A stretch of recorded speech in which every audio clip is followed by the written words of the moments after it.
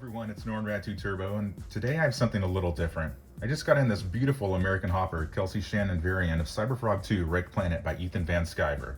For this video, we're going to forego the actual unboxing part and get right into the review itself. I'll upload a bigger unboxing later when my other copy arrives with all the extras from the original campaign. After rereading Blood Honey right before Rekt Planet, it was nice to jump right in and continue where I left off.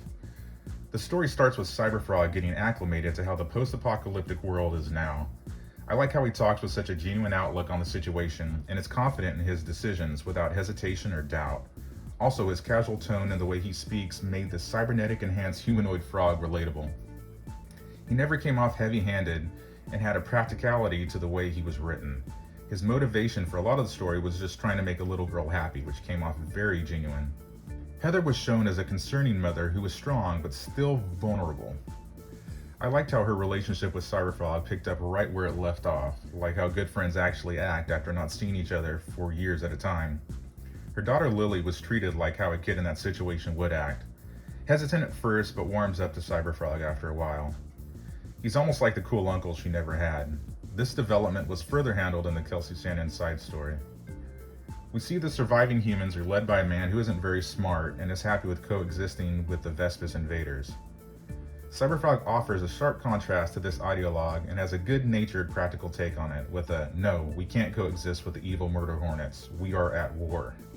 Other than being a great post-apocalyptic survival story, it's also allegorical of the times we are living in and the personal events that led Ethan to telling this story in the first place.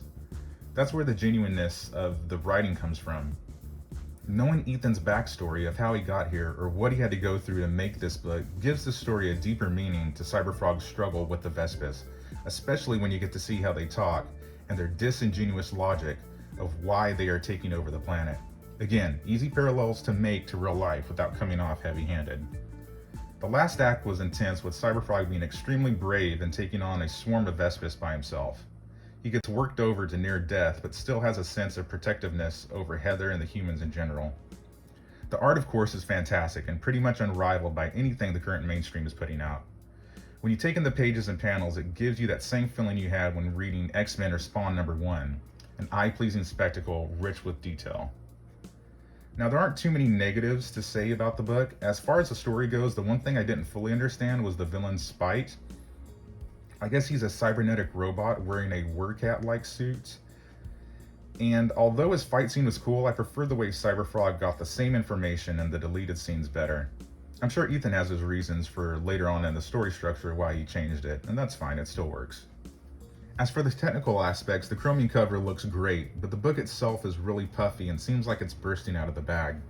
I think you could have had the same effect with a heavy holofoil cover like the Unforgettable Tales book, and made it perfect bound. Another technical thing was the font used for Cyberfrog was a little hard to read at times.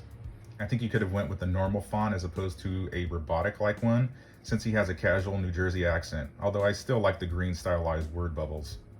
That's all minor stuff though, as I thoroughly enjoyed the story overall and can't wait to see where it goes next in Cyberfrog 3 Red Extermination.